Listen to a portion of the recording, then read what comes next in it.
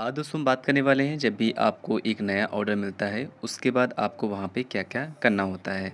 तो simple way है आपको इस वीडियो को लास्ट तक देखना है ताकि आप सभी लोग समझ पाएँ कि जब भी एक नया ऑर्डर आपके पास आता है तो उसके बाद आपको वहाँ पे क्या-क्या करने की ज़रूरत पड़ेगी, ठीक है? तो सिंपली हमने यहाँ पे ऐप को ओपन कर रखा है। तो अब इस ऐप में आने के बाद आपको इस तरह का इंटरफ़ेस यहाँ पे मिल जाएगा। यहाँ पे आपको अगर अपनी ओटीसी आई में दोस्तों ये एक प्रोसेस होता है जब भी आपने जो ऑर्डर होते हैं जब आप उसको हैंडओवर करते हैं उसके बाद जो पिकअप पार्टनर होता है वो आपसे ओटीसी मांगता है, ठीक है। ओटीसी का मतलब एक एक तरीके से समझ लीजिए ओटीपी होता है, ठीक है।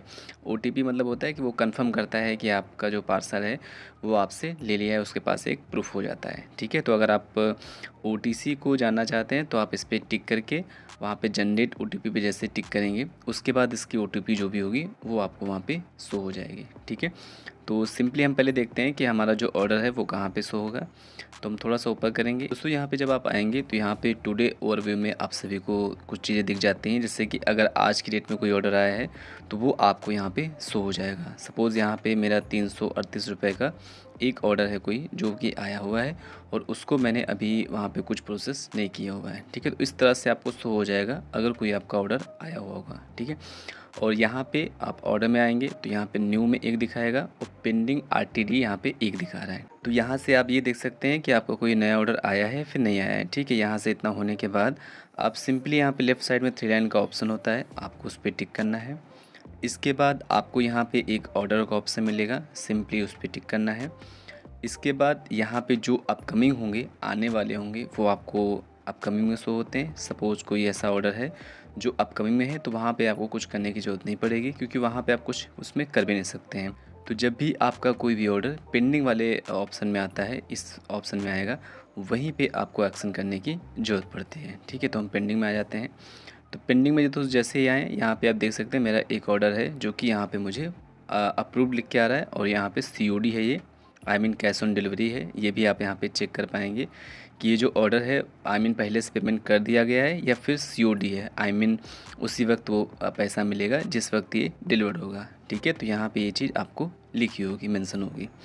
इसके बाद आपको यहाँ पे करना क्या है, ऑर्डर आने के बाद आपको जब पेंडिंग में आ जाए यहाँ पे आपको एक ऑप्शन दिखेगा क्रिएट लेबल का, ठीक है। और यहाँ पे आपको डिस्पैच डेट भी दिखा देगा कि इसको डिस्पैच करने की डेट क्या है। सपोज़ यहाँ पे लिखा हुआ है 7 मई 2 PM। तो इससे पहले पहले मुझे अपना सब कुछ कर देना है, मतलब क्रिएट लेबल कर देना है। जो भी मैं अभी आपको बताऊंगा वो सारा कुछ I mean RTD I mean ready to dispatch वहाँ पे मार्क कर देना है आपको और अपना पैकेट दोस्तों तैयार करके रख देना है। तो आपको यहाँ पे डेट पे दोस्तों जो ध्यान रखना है, अगर आप डेट की बात करते हैं तो वहाँ पे आपका जो पैकेट होगा वो ब्रैकेट में चला जाएगा और अगले दिन के लिए शेड्यूल हो जाएगा, ठीक है। तो इस चीज़ को आपको ध्यान रखना है कि उस डेट और टाइमिंग से पहले पहले आपको ये प्रोसेस जो है वो आपको कर लेना है, ठीक है। इसमें टाइमिंग का दोस्तों महत्व होता है। इसके बाद यहाँ पे आपको क्रिएट लेवल पे टिक करना है। अब यहाँ पे अगर आपको पैकिंग डिटेल्स में आपकी जो लेंथ है सेंटीमीटर में वो सब अगर नहीं है तो वो आपको यहाँ पे मैन्युअली दोस्तों डाल देना है। अगर आपको दोस्तों नहीं पता है यहाँ पे कैसे डालते हैं तो वो उसका वीडियो ऑलरेडी बना हुआ है। इसको हम बोल सकते हैं वैल्यूमेट्रिक कैलकुलेशन होता है ये, जहाँ पे आप सेंटीमीटर से वेट को कैलकुलेट करते हैं। तो यहाँ पे मेरा जो ये प्रोडक्ट है वो 100 से 200 ग्राम का होगा, ठीक है। 100 से 200 ग्राम का होगा तो हम यहाँ पे लेंथ को 10 कर दे सकते हैं और वाइट को 8 कर देते हैं और हाइट को भी मैं यहाँ पे 8 कर दे रहा हूँ, ठीक है। तो ये और वेट को मैं कर दे रहा हूँ, मेरा वेट जो है 0.2 कर दे रहा हूँ, ठीक है। अब दोस्तों यहाँ पे 0.2 का मतलब ये है कि 200 ग्राम का है, ठीक है, क्योंकि यहाँ पे केजी में लिखना है। तो अगर मैं 2 लिख दूंगा डायरेक्टली तो वहाँ पे 2 केजी हो जाएगा, इसलिए कभी भी आपको अगर ग्राम में लिखना है तो आपको वहाँ पे 0.2 लिखना है, ठीक है। इसके बाद दोस्तों जब आप यहाँ पे ये सारी चीज़ें डाल दें, क्योंकि कभी कभी दोस्तों पैकिंग डिटेल्स अपने आप आ जाती है और कभी कभी वहाँ पे नहीं आती है। तो अगर नहीं आती है तो आपको वैल्यूमेट्रिक के हिसाब से अपने वेट के हिसाब से आपको ये चीज़ें फिलअप कर लेनी है। अगर ये चीज़ आपको समझ में नहीं आती है तो उसका वीडियो दोस्तों ऑलरेडी मैं बना रखा हूँ, आप इस वीडियो को देख सकते हैं। इतना होने के बाद आप यहाँ पे राइट अपर में देखेंगे तो यहाँ पे एक टिक का निशान बना होगा, सिंपली आपको इसी टिक वाले इस निशान पे टिक कर देना है। इसके बाद इनवाइस क्रिएटेड सक्सेसफुली यहाँ पे हो चुकी है और यहाँ पे हम थोड़ा सा बैक कर देंगे। बैक करने के बाद यहाँ पे आप देखेंगे तो क्रिएट लेबल ही लिखा हुआ है, लेकिन इसको दोस्तों आपको थोड़ा सा रिफ़्रेश कर देना है। थोड़ा स्क्रॉल करेंगे, रिफ़्रेश हो गया। आप यहाँ देख सकते हैं, यहाँ पे पैक्ड लिख के आ चुका है और यहाँ पे आपको प्रिंट लेबल लिख के आ चुका है। ठीक है, तो हम यहाँ पे दोबारा स्टेप करेंगे, प्रिंट लेबल पे टिक करेंगे। अब जैसे दोस्तों प्रिंट लेवल पे टिक करेंगे, आपका जो भी ये इनवाइस जिसको बोलते हैं वो आपकी यहाँ पे प्रिंट हो जाएगी। इसको दोबारा से रिफ़्रेश करेंगे, ये रिफ़्रेश मैंने कर दिया। अब आप देख सकते हैं यहाँ पे डिस्पैच का ऑप्शन आ चुका है। प्रिंट लेबल का दोस्तों मतलब होता है कि आपकी जो इनवाइस होती है जिसको हमको प्रोडक्ट के ऊपर चिपकाना होता है, वो सब आपको वहाँ पे लिखा हुआ होगा। तो चलिए मैं यहाँ पे आपको लेबल को यहाँ पे दिखा देता हूँ कि लेबल जो मेरा डाउनलोड हुआ है वो कैसा यहाँ पे है। तो अगर आपको दोबारा भी वहाँ पे डाउनलोड करना है तो प्रिंट लेवल पे कर सकते हैं। आप कितने भी बार वहाँ पे अपने जो भी इनवाइस है उसको डाउनलोड कर सकते हैं। ऐसा नहीं है कि आपने एक बार किया तो दोबारा नहीं होगा। ठीक है, जब भी आप चाहें वहाँ पे कर सकते हैं। ऊपर वाला पार्ट आपको प्रोडक्ट के ऊपर चिपकाना होता है, नीचे वाला पार्ट आपको वहाँ पे प्रोडक्ट के अंदर डालना होता है। अब इतना दोस्तों होने के बाद आपको यहाँ पे लास्ट ऑप्शन एक टिक करना होता है, डिस्पैच। ठीक है, डिस्पैच दोस्तों आपको मार्क जरूर करना है। अगर डिस्पैच आप समय से पहले नहीं करेंगे तो ब्रैकेट में चला जाएगा। जब आप डिस्पैच कर देते हैं तो आपके कोरियर पार्टनर जो भी होता है उनको एक शेड्यूल मिल जाता है कि भैया इनका पैकेट आज उठाना है। अगर आप समय से पहले नहीं करेंगे तो वो फिर दूसरे शेड्यूल में चला जाएगा। ठीक है, क्योंकि जो वो निकलते हैं तो वहाँ पे उनको एक सीट मिलती है जहाँ पे आपका जो भी चीज़ें हैं वो सब आपको वहाँ पे उनको मिल जाता है। तो इसलिए आपको समय पे ही सारी चीज़ों को करना है। इसके बाद यहाँ पे लास्ट ऑप्शन में हम लोग डिस्पैच पे टिक करेंगे और यहाँ पे रेडी टू डिस्पैच ये हो चुका है, जिसको बोलते हैं आरटीडी शॉर्टकट में। ठीक है, रेडी टू डिस्पैच। और इसके बाद यहाँ पे ये रिफ़्रेश कर दिया तो यहाँ से पेंडिंग से ऑर्डर जो है वो हट चुका है। ठीक है, हम यहाँ पे आएंगे शिप में और शिप में हम रिफ़्रेश करेंगे। अब आप देख सकते हैं शिप में मेरा ये आ चुका है आइटम।